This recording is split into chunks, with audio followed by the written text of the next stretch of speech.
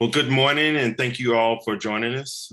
As we give a few more minutes for participants to join in via the call, I'd like to encourage you to post your questions to our panelists in the Q&A section. Got a few more folks coming in. Awesome, looks great. I'm Christian Brock, CEO of Elected Officials to Protect America, also referred to as EOPA, a network of current and former elected officials taking action to protect our planet and people.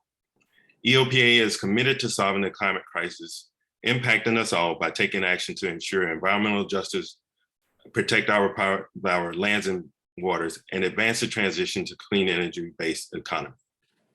In August of this year, the United Nations Intergovernmental Panel on Climate Change published its sixth physical science-based assessment on the state of and the factors contributing to climate change. To give some context for this is a scientific assessment conducted by a 234-member team from 65 countries. And their analysis indicates that all regions of the globe are being impacted by climate change. A line from the report states, recent changes in the climate are widespread, rapid, intensifying, and unprecedented in the last 1,000 years. And the overarching contributing factor is the human influence on the environment. It is this influence, particularly the policies and practices of our government, that over 320 elected officials from across 48 of California's 59 counties, representing over half of California's population, believe that are contributing to environmental justice and long-standing drought and intensifying wildfires within the state. As a scientific assessment, the 1,300-page ICC report is full of data and charts that speak to the technical evidence of climate change. Today, we want to put faces to the reports. Leaders may debate the science of climate change, but the reality of the people suffering the impact is proof of the crisis. I'm honored to have with us today Councilmember Paul Koretz, City of Los Angeles, Andrew Lewis, Neighborhood Council Member, Northwest Los Angeles, Supervisor Carmen Ramirez, Supervisor Ventura County, Margo Robbins, Executive Director of Cultural Fire Management Council, and Heidi Harmon, recently former Mayor of San Luis Obispo. Welcome all. The summary from the report, like I said, is a 1,300-page report, but the summary from the report makes it clear that the number one factor in climate change is a human impact. I know all of our panelists are taking action to protect the residents of their individual communities, and it is this that I'd like to discuss with you all today, or that we'll be discussing today. I'd like to know what actions you're taking, and what is it you're calling on Governor Newsom and his administration to do. I'd like to start with Councilmember Paul Koretz of Los Angeles. Well, thank you and good morning, everyone. Thank you for being here. And thank you to elected officials to Protect California for hosting this important event and for all that you do. Back in 2017, I spent several tense days on the front lines of the Skirball fire, anxiously watching as Bel Air, the community in the district I represent with some of the largest homes and most expensive real estate in the world, was just a shift in the wind away from burning to the ground. Even so, we lost 6 houses and damaged 12 others. LA Fire Chief Ralph Terrazas told me something that I'll never forget. He said that in the 30 years he'd been fighting fires, he had never seen such dry atmospheric conditions. That odd and particular extreme, he said, underlined for him the ever worsening change in climate. The most tragic part of this story is this was actually one of the smaller fires we've experienced in and around Los Angeles, although it was quite expensive nonetheless. The Thomas Fire blazed through Ventura and Santa Barbara counties, destroying over 1,000 structures. The Creek Fire in Northeast San Fernando Valley destroyed 123 buildings. And there were several more which all started within the same 4 days in December 2017. And that was the year before the Woolsey fire nearly took out Malibu and Agoura Hills. After those 2017 fires in particular, it was clear to me that we were much further along on the road to climate disaster than any of us ever really expected. Soon after, my colleague Bob Blumenfield and I introduced legislation to create what we believe is the world's first climate emergency mobilization office. Our director of that office is creating community assemblies to better engage indigenous and frontline and labor communities and environmental justice in the city's climate emergency policymaking.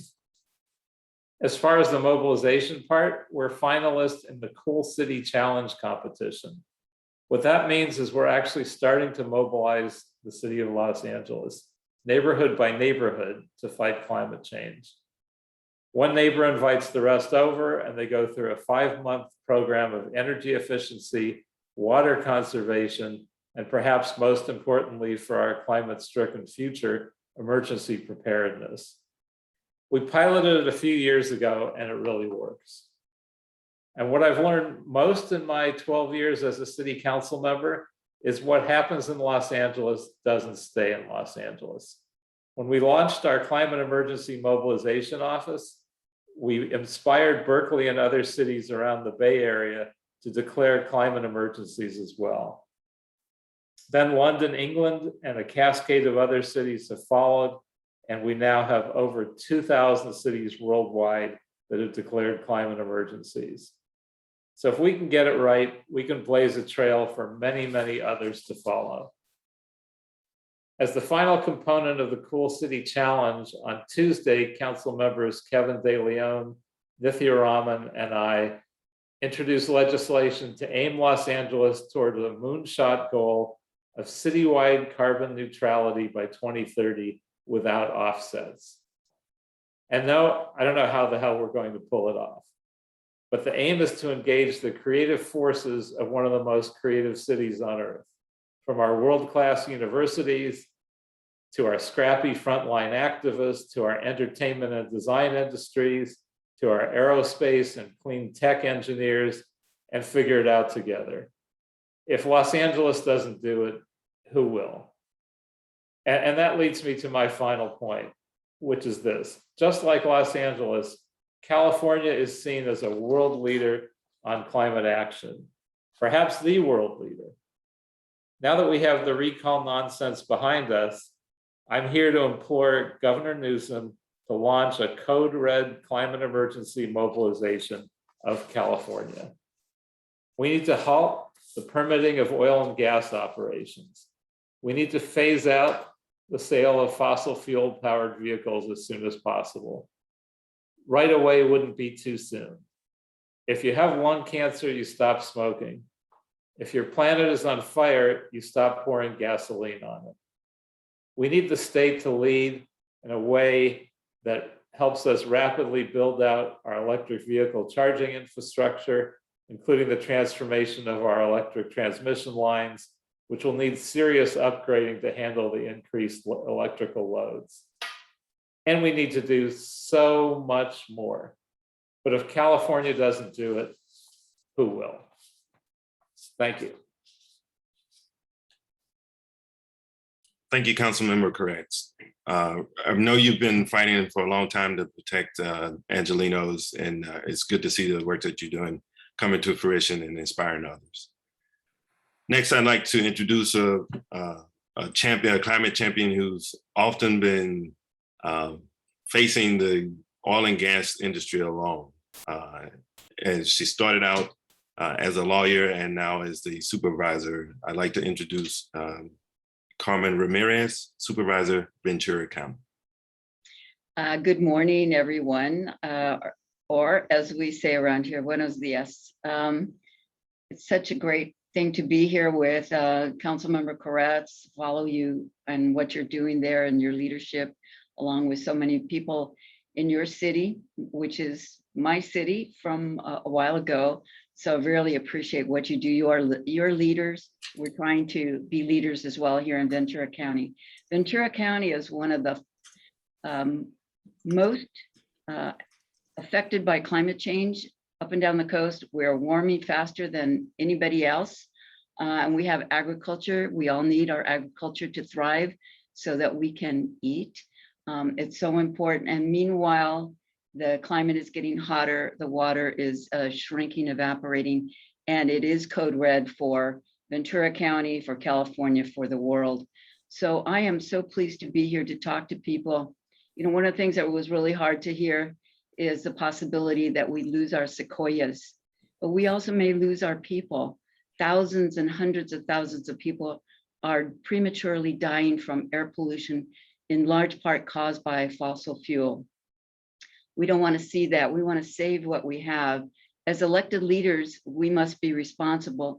And as Christian said, not everybody likes it when you take leadership, but really this is what the people want. When I was on city council in Oxnard, we fought long and hard to keep another gas-fired power plant from being placed on our beach, and we won. The people won, and now we have a 100-megawatt battery storage facility in our area, which is going to replace that and can keep the entire Ventura County in energy for half an hour and many households for hours. So we're doing it here. It can be done elsewhere.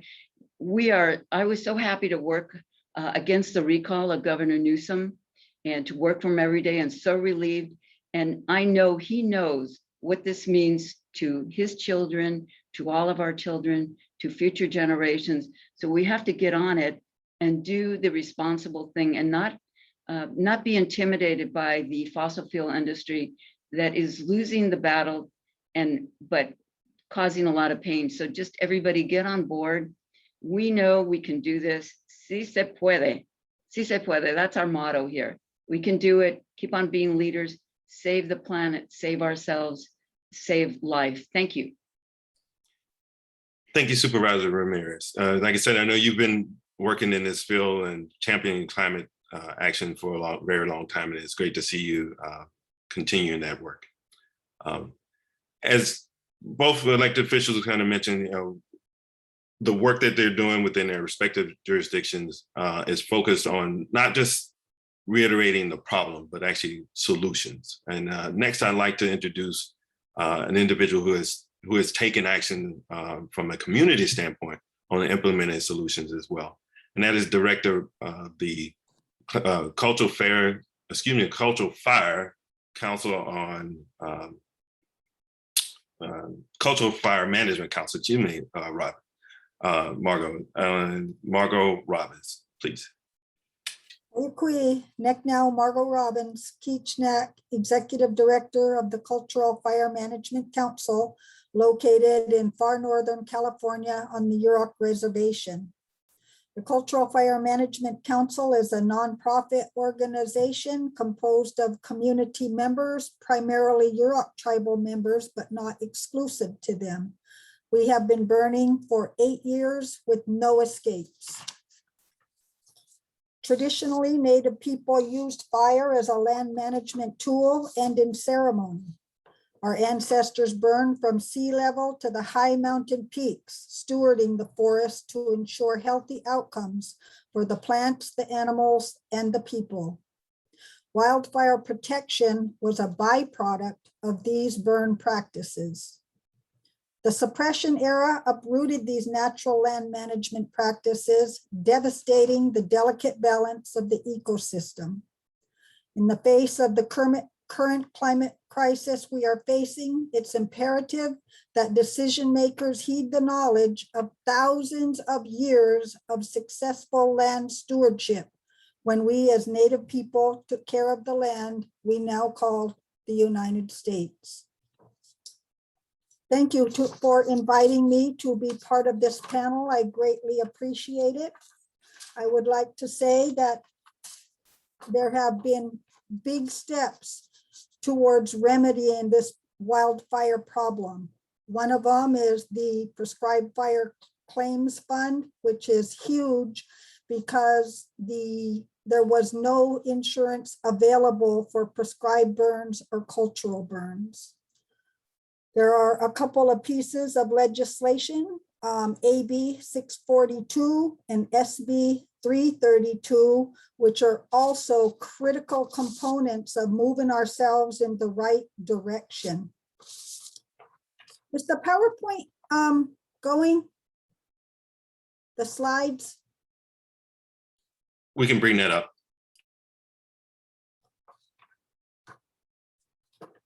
Thank you.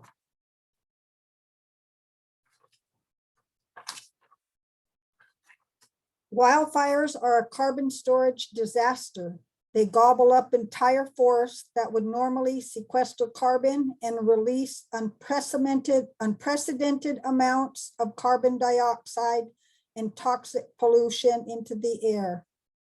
Prescribed burns, also cultural burns, have the potential to reduce the spread and intensity of wildfires as we up the pace and scale of prescribed burning.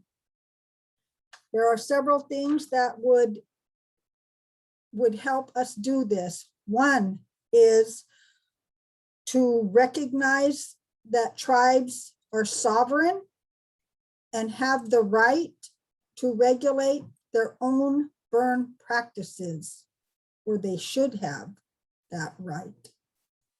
Cultural burns should be exempt from air quality regulations and considered natural emissions. Often CAL FIRE denies us permits when they have limited resources on hand, even though there are plenty of other contingency resources available. It seems reasonable that if there is plenty of resources available, that we should get a permit to burn. We need to recognize that there are microclimates in California, that when it's super dry and hot in Southern California, that's not necessarily what we are experiencing in far Northern California. We have areas that will only burn when it's hot and dry in other places, because finally the understory in some of the places that are affected by the coastal weather are dry enough to burn. But if we aren't allowed to burn them, they continue to build up fuel, which could contribute to wildfires year after year after year. The CEQA-NEPA process is also very hindering. It's very time consuming and also very expensive. Tribes should be able to self-regulate and have power to define and approve their own environmental compliance regulation standards. Cultural burns should be exempt from the CEQA and NEPA process. I think it's very important for the state to institute a public education campaign to alert people to the fact that there is no such thing as a no smoke option. If we continue to do nothing, the wildfires will continue to grow. We will continue to be sucked in with toxic smoke week after week after week, or we could accept the limited amounts of smoke from prescribed and cultural burns, which are not toxic. It's just wood. People need to make a choice: wildfire toxic smoke or prescribed cultural controlled smoke. Fire is meant to be part of the ecosystem. Excluding fire for over 100 years has greatly contributed to this place that we find ourselves in today. We need to return fire to the ecosystem. We need to return fire to the hands of the people. It should not be just government agencies who hold the reins. We need to all work together. Government agencies, nonprofits, for-profits, tribes, and individuals, so that we can get a handle on these wildfires. As I said earlier, it's important that tribal sovereignty is recognized. There is no paper any place that exists that says tribes gave up their right to burn. When reservations were established, we gave up a lot of things, but fire was not one of them. I would urge people to look up the Koretz Prescribed Fire Report. In there, it outlines the barriers and solutions to wildfire. Thank you. Thank you, Margo. That's very interesting. I think that's one of the things that doesn't often come up in conversation around climate change is what are the cultural practices that have been in place before, or some of the things that as communities we could do to mitigate the climate crisis, and even in this case, wildfires. I know from working with her for quite some time now, since most have been in California, former Mayor Heidi Harmon has been doing a lot in San Luis Obispo, and I like, even though she's former mayor, will always remain a climate champion. So I'd like to bring Heidi in and have her add her voice as to what she's working on and the success that she's had within San Luis Obispo. Heidi, please. Yes, thank you so much. It's an honor to be here with so many fellow climate champions. Yes, I just recently stepped down from my role as mayor of the city of San Luis Obispo. And one of the reasons I felt, there's several reasons I did that, all of them essentially climate action oriented. One is that I was grateful to have led the city to such leadership climate goals that I think have since been passed by the city of LA and others. So I'm grateful in that regard as well. We did a lot, but as a city, especially the size of San Luis Obispo, we can only do so much. And after this latest IPCC report, I was waking up in the middle of the night to texts from my kid asking me, "Mom, is this the apocalypse? Mom, do you have hope? Mom, it seems like nobody's doing enough." And that really impacted me. Everything I do, and I'm sure this is true for most of the people here, I do it for my kids and the next generation. And I felt like even I wasn't doing enough, you know, sort of resting on my laurels a little bit in the community that I was in. And so I decided to step down from my role as mayor and step up into a state level position with Let's Green California. That is also, I think a lot of us are really ready to have the Governor Gavin Newsom, who, as was mentioned, we're so glad is still our governor. It's time, it's past time, but it's definitely time for him to declare a state of climate emergency. We need that level of commitment and leadership that declaration would make. There are practical and pragmatic things that would follow such a declaration, but I think even more importantly, people in the state of California and everywhere will not do small things for small goals, but they will do big things for big goals and big vision. And California is a big vision state. We have the technology. We have the history of environmental leadership. We have everything that we need here in this state to be the leader that not only will impact the rest of this country, but as we know, the rest of the world. As was mentioned, what happens in LA doesn't stay in LA, and certainly what happens in California does not stay in California. And so I'm excited to be moving up, I would say, into a state level position. Having been a mayor of a smaller community, I am not the least bit afraid of the fossil fuel industry. It is much more terrifying to meet some constituents that don't agree with you in the middle of your shopping at your local market. So I'm ready to take on the fossil fuel industry. And I'm inviting the governor to join us in that. Incrementalism, I think, is can be useful, right? I understand that, but we're at a time frame here that incrementalism, I think, is not the time frames that we're really talking about here. So we need that sense of urgency, and we need that visionary leadership that I know that Governor Newsom is absolutely capable of. And so I am doubling down myself in my own life on climate action and to be a climate champion. And I'm inviting the governor to do the same. I'll just close by saying, you know, we don't know the outcomes, right? We know that the IPCC report made it clear that we are locked into several decades of very challenging outcomes, no matter what we do now. And we have an absolute opportunity still, and therefore a huge responsibility to do everything in our power to mitigate some of those worst case scenarios. But even with all of that, we don't know the outcomes. And the fight is still worth fighting anyway. I know for me, the thing that's most important to me is that I want my kid to be able to look me in the eye and me in theirs and know that I did everything that I could to fight for them.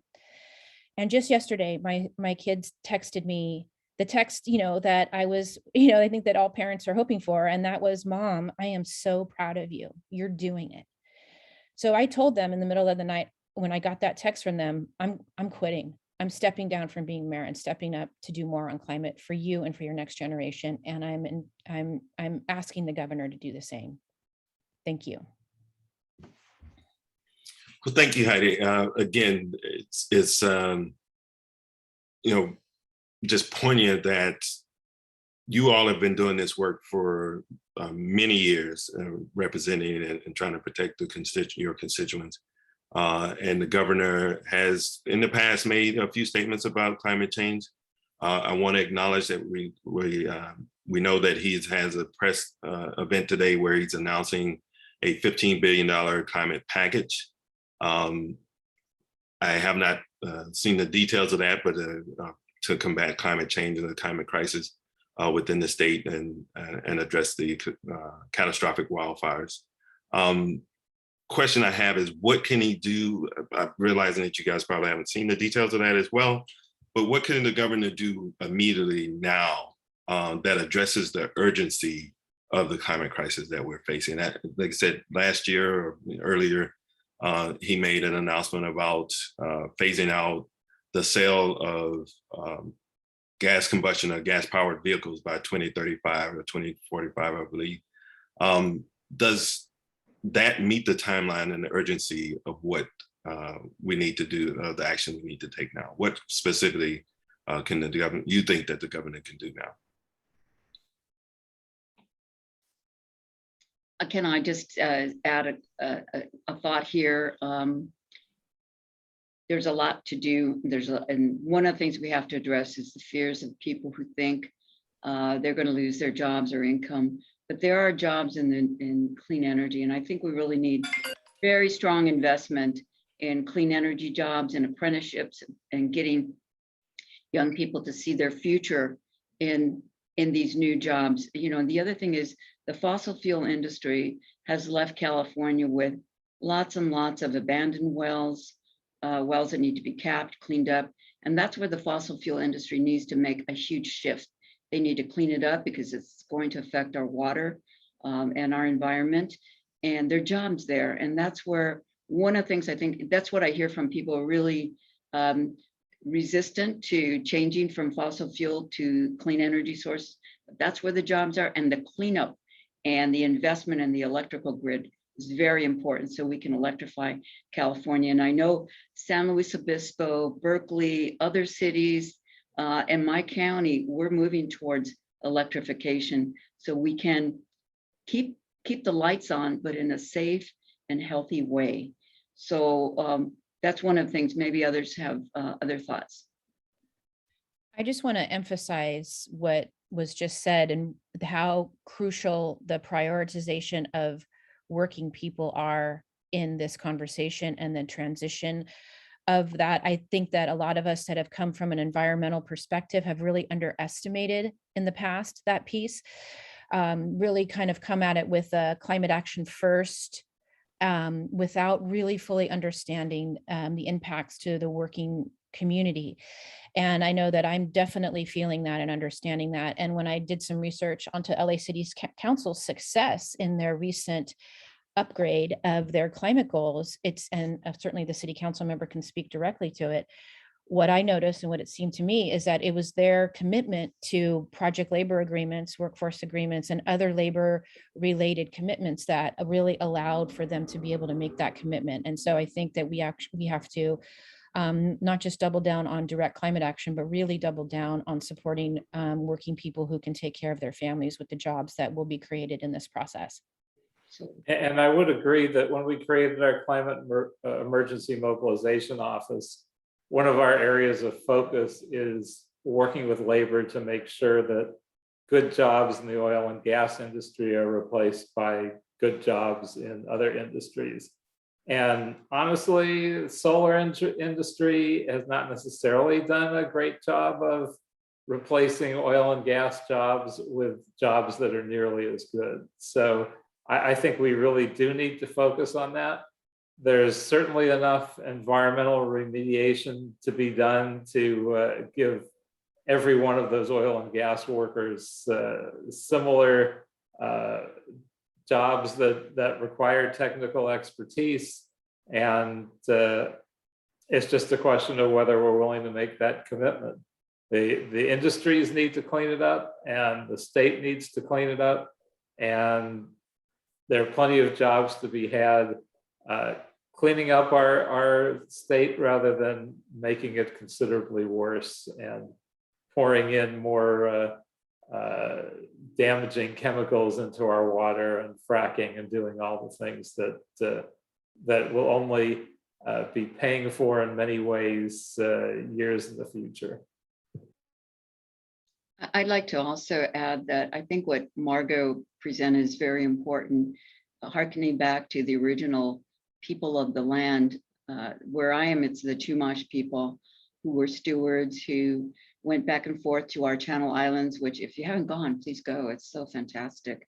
Where the majority, I understand, of the Chumash people lived on the islands, and we're stewards of the land. They're still here talking to me and to all of the leaders and the people here to respect the land, to take care, to conserve. And I really appreciate what Margo said about cultural fire practices. I've always heard about that, and now we have more information. Thank you, Margo. You're welcome. I am very happy to hear all of you advocating for stopping fracking. Millions of gallons of water are being poisoned forever because of fracking, and water is we can't live without water. So thank you for that. Awesome. Well, thank you all. Just want to remind you, I know we have several press members on the call. If you guys have any questions, please feel free to drop your questions in the Q&A section or raise your hand and we can bring you in via audio. We do have a couple of questions that have dropped so far. Sorry about that. Do have a couple of questions that have come in so far. I'd like to kind of follow up on Margo and Carmen's question is from the Native communities, again, how can we as elected officials and just in general help uplift the voices of the Native communities? And in that respect, the communities are mostly impacted by the climate crisis. I defer to Margo. Well, I think that it's important to just help spread the message that the Native communities are putting out there. As I mentioned earlier, the Koretz tribe has developed a comprehensive white paper addressing barriers and solutions. And so the more people hear those solutions from the more directions, it makes a bigger impact. Also, I have to say that the legislators have been more inclusive of Native perspectives, and that's huge. And so when you see legislation moving forward that is supporting sovereign rights and integration of Native recommendations to support those different legislations moving forward. A couple are on the governor's desk right now. Yeah, an example of awareness of this, we had a coal-fired plant which we are converting on Navajo land. For all the years that we were powered by that, we only recently on council realized that the Navajo Nation itself had no electricity from it. My God. So we're actually undertaking a project, even though it's quite distant from Los Angeles, called Light Up Navajo, to actually help them electrify themselves as we make the transition to a cleaner plant. So I think there needs to be awareness. I mean, we have taken advantage of indigenous peoples in so many different terrible ways, and as we clean things up, we need to be aware that we need to help clean up the folks that are the most impacted first, and that certainly in many cases are indigenous populations. Awesome, thank you. I think we have a question from Kobe Bermel. Can we bring him in via audio? Go ahead, Kobe. Yes, hey there. Thank you so much for putting this on. I had a question about one of the agencies that's supposed to be dealing with climate change now, at least with its new mandate, which is CalGEM, of course. And we have seen CalGEM in the past month or so. They have denied some fracking permits, and they cite climate change, and they cite their new environmental, like in public health mandate under AB 1057. And but of course, this agency, CalGEM, like in Dogger, they've had lots of controversies over the years, of course, as I'm sure you all are aware. And I guess I was just wanting to know what y'all think, because the agency is pursuing a fracking ban, of course, but are these recent fracking denials and the fracking ban kind of distracting from the bigger issues, which is that CalGEM has not acted on setbacks. They have delayed their deadline twice. They are not tackling like the other forms of drilling that are, like the huge majority of production in the state. So I would love to know what y'all think now, especially after the recall, what y'all think of CalGEM and it not, taking action on kind of the bigger things that, that y'all and environmentalists have been calling for. Opening that up to any panel member. Paul, you're muted. Yeah, I won't claim that I have tremendous expertise on exactly what CalGEM is doing. I will say that it took us quite a while to find a general manager of our Department of Petroleum Oversight, and that's not the right name for it. It's not coming to me. But Uduak left that position to head CalGEM, and it's difficult to find people with expertise that aren't in the pocket of oil and gas, and I believe that he is someone who is not. And that's why you're seeing some of the positive things come out of that department. Certainly, we should be pushing them to do a lot more. And certainly those of us who know Uduak can give him a nudge personally. But I think, as you mentioned, some of those are steps in the right direction from a department not known for that in the past. One of the things that's happening here in Ventura County, and I won't get into too much details because it's about litigation.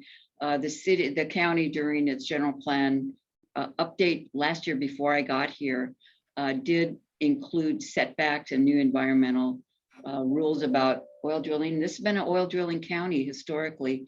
In fact, on our old logo, there is an oil derrick. That's changed now, with other things that maybe are retro. But we have found that we have 11 lawsuits against the county for those environmental regulations set forth in the general plan. So I recently read about fossil fuel companies just pouring so much resources into litigation to hang up cities and counties and individuals trying to do the right thing. And there has been some blowback. And I think that we just have to resist those efforts to, crush the environmental concerns that cities and counties and people have with massive litigation that just costs a lot of money. You have to convince your taxpayers. This is an important fight to fight, very important. And we're doing it here, and we did it in Oxnard. And don't be hesitant to push back when deep pockets come after you individually or your county or your city for doing the right thing.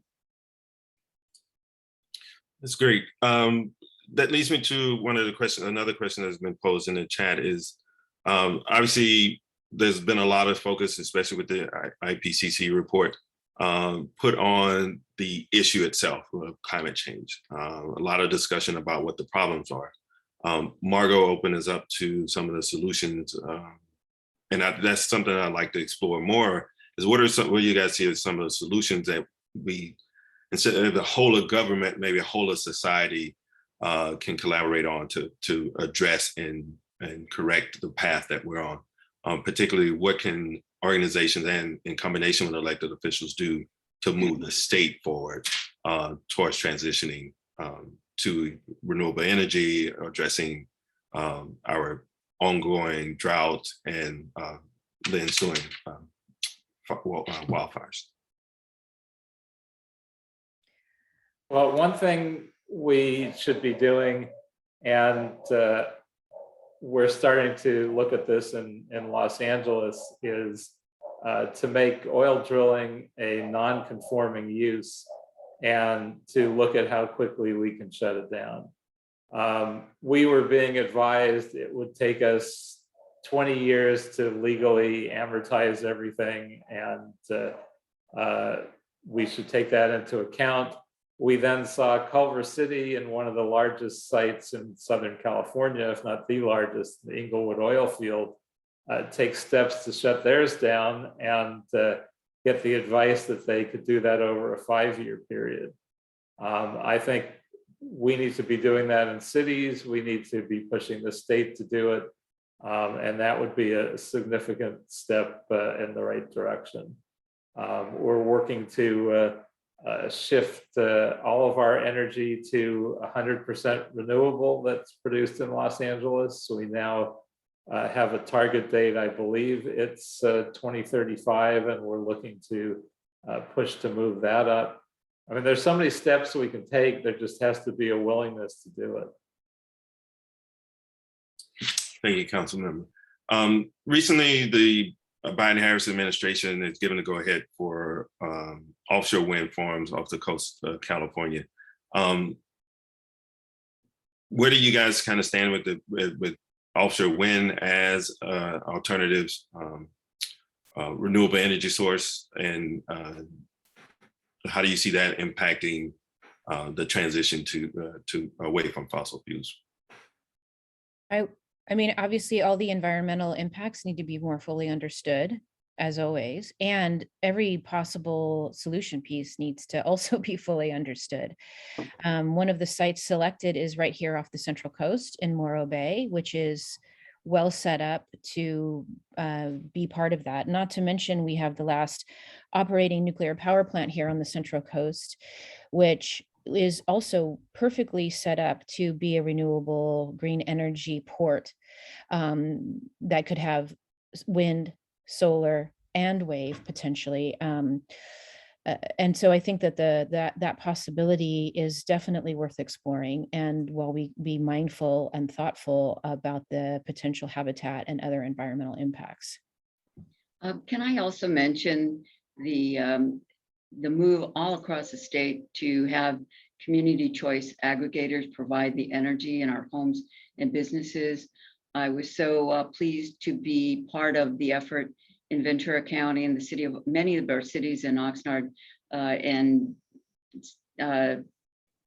Ventura, city of Ventura, a number of other cities joined the Clean Power Alliance, which is LA County cities, LA County, Ventura County, many cities, to invest in clean energy and doing a great job moving away from fossil fuels totally in that process, providing some competition for the utilities that are less accountable to the public, as we are all elected officials on the board and you don't have that accountability with our private investor-owned utilities. Plus, we're investing in geothermal as well, a very great source. I know it takes some effort and investment to get it going, but it is 24/7. It doesn't go down with the sun or the wind. It's there, and it's there for the taking if we invest. So I'm very proud of that effort, and that effort all across California is getting us to a totally zero emission future. I would just like to reinforce the need to investigate the more about these alternative energy sources. I know that we're making a large push towards electrical cars and the use of electricity, but we need to stop and think about where is that electricity going to come from. We already have sections of places being shut down because there's not enough electricity. I fear they're going to want to put more dams into the rivers, which would be very harmful to the fish, perhaps wiping out entire populations of fish. We also need to think about the batteries that would need to be charged and what those batteries are made of. It's my understanding that that needs to be closely looked at because there are some serious hazards involved with that. And so I am 100 in support of moving away from fossil fuels. I just want us to be really cautious in the directions that we go and know that we have a full understanding of the implications of those choices. And one other thing that most people aren't focusing on yet, but I know the Biden administration has encouraged us to look at methane, and because that's so much more impactful in the short run.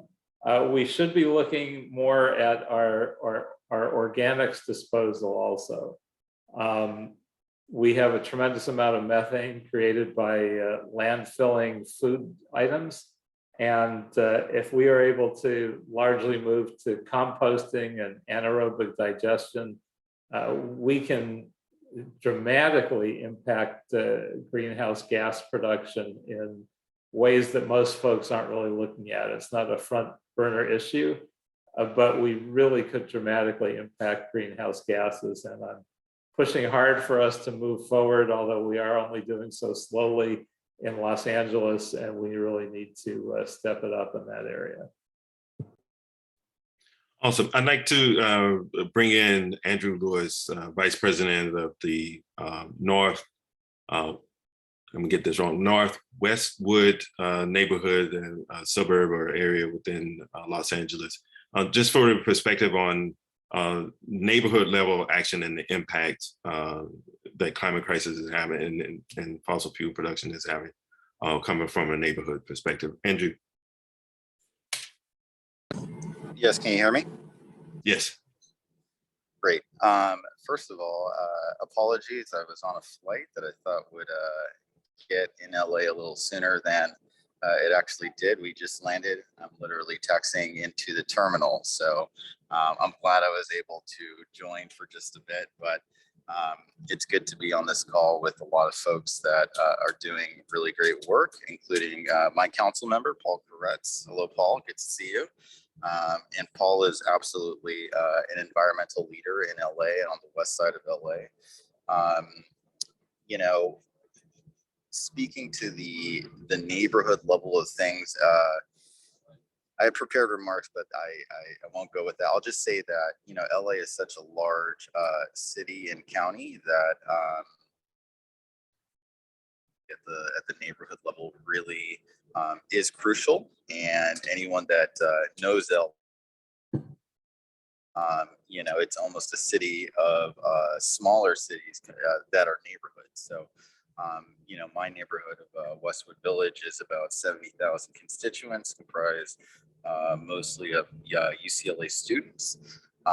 And a lot of what I had wanted to talk about, prepared to talk about, were the emergence and recurrence of nearby fires in the area. You know, we had in the past couple of years, we've had some fires that have really gotten close to our neighborhood, and Councilmember Koretz knows this well.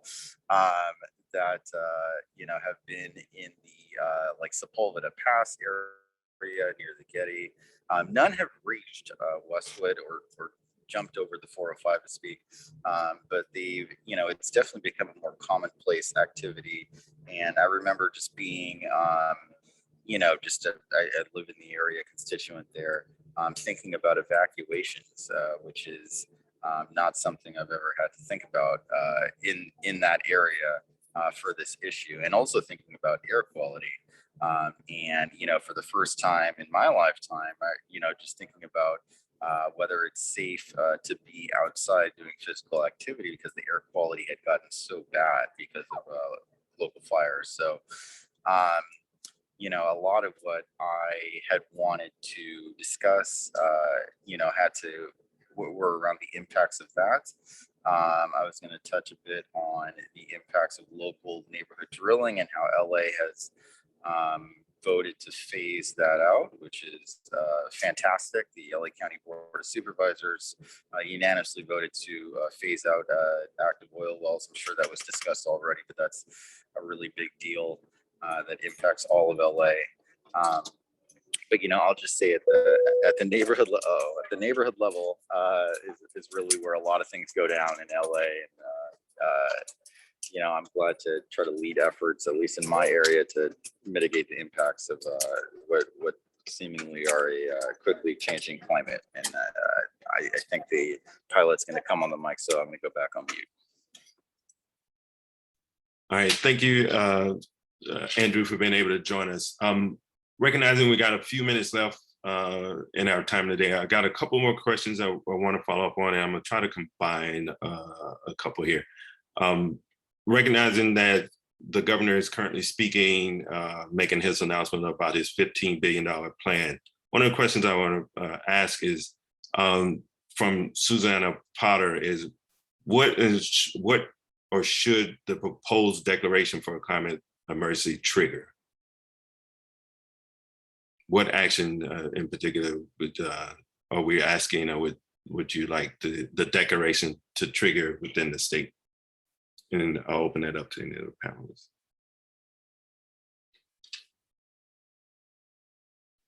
I think that's a Heidi question.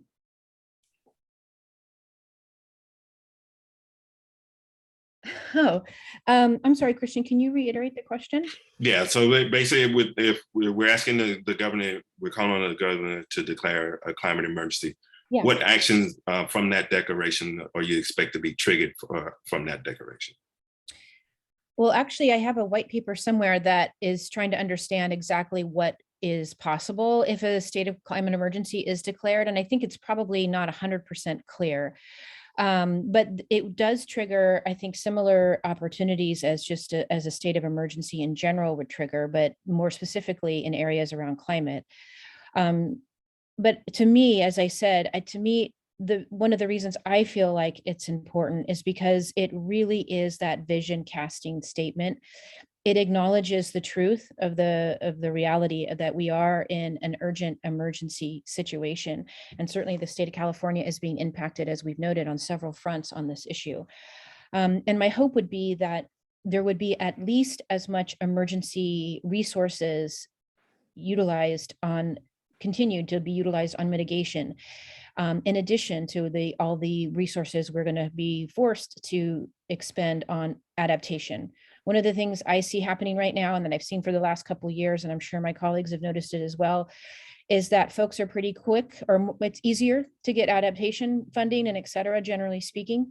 And there's a lot of energy around adaptation, and we need to still fight on the front lines of mitigation. And so my hope would be that state of climate emergency declaration would go a long way towards that. And if I could add in, since we, of course, have our own climate emergency office and have been encouraging people to declare climate emergencies, a couple of the goals for me would be to get California to reach climate neutrality by 2030, because much later than that winds up being too late. We all recognize that we're on a very short timeline. In World War II, when we had a massive need, everything was converted to what we needed to get through that war. And it's really that kind of cooperation and focus, and really a war on climate change that we need. And we really need every decision that's made by government to look first at how does that impact our survival. Absolutely. So if we're deciding on permitting more oil and gas plants, how does that look for our survival? Every last question needs to be put through a survival lens first. And when we take that approach, that this is a climate emergency, that we don't survive unless we handle this right, then I think we'll be where we need to be. I couldn't say that any better than Councilmember Koretz, but I would say that we all have to think of electing people who are going to be responsive to this and not to the fossil fuel interest. They have so much money, it's going to take a lot of community organizing, like it's happened in our county. Get the right people in office to make the right decisions for the future so that we can be proud of what we've done and not feel despondent. Don't get paralyzed. Yes, and electeds should really deeply know that not only is this the right thing to do, but you can absolutely be bold and lead on this and win your re-elections every single time by a lot. Yes. Just saying. Awesome. So I love this. Take care, everybody. It's an honor to be here with you. All right. We got one more question before we drop off. I understand if she has a meeting. Kobe, you had an additional question. Yeah, yes. I just typed this in the chat, but I'm happy to read it out loud. I asked the question of just whether you expect Governor Newsom to actually take stronger climate action now that the recall is behind him. What will he just like realistically do though? And how will y'all respond if he doesn't declare a climate emergency and act on your goals? Yeah, that's a great question. I mean, there was definitely a lot of hesitancy on the part, I think, of all of us that care about climate change and a lot of other important issues in the state of California, choice, et cetera, to do anything that would put that leadership at risk. And so I think that a lot of us that have been wanting to press harder shifted our focus, and I think that was named here, to making sure that he stayed in office. So I do think that he is in a position, as we also saw at the state legislature this past year, a lot of bills didn't make it through, and there was a sense that the recall, of course, was playing a role in that. And so now I do think that a couple things are happening. One, he won handedly, and so I think there's a feeling of being emboldened in terms of understanding that the people of California appreciate his leadership, and those of us that appreciate his leadership and would like to appreciate it even more by him doing more on what we see as a defining issue of our time. I do think that you're going to see more pressure from groups like I'm working with, and probably from local electeds all throughout the state of California. Awesome. And I think it's interesting, political pundits have observed that Governor Newsom did better in fending off the recall when he actually took bold action, particularly on vaccinating Californians and other protections. And if there's anyone whose career has shown that, it's probably Governor Newsom. I mean, he is known for doing a high-risk step of allowing for same-sex marriages in the city of San Francisco. That was one of the gutsiest things I've seen a politician do in my political lifetime. And I think this one, if anything, might be a little less controversial than that. I mean, there are not many sane people that are still saying, oh, this is just a fiction. There's no climate problem. I mean, we see it every single day. Somewhere in the world, there's a climate disaster that you wouldn't have seen 20 years ago. And so we just need him to push to take some dramatic action. I mean, if he banned new gasoline-powered vehicles being sold in California next year, it would be a shockingly great step. But it's not something that we don't need. It's something that we absolutely need. And probably we would see that being adopted all over the country.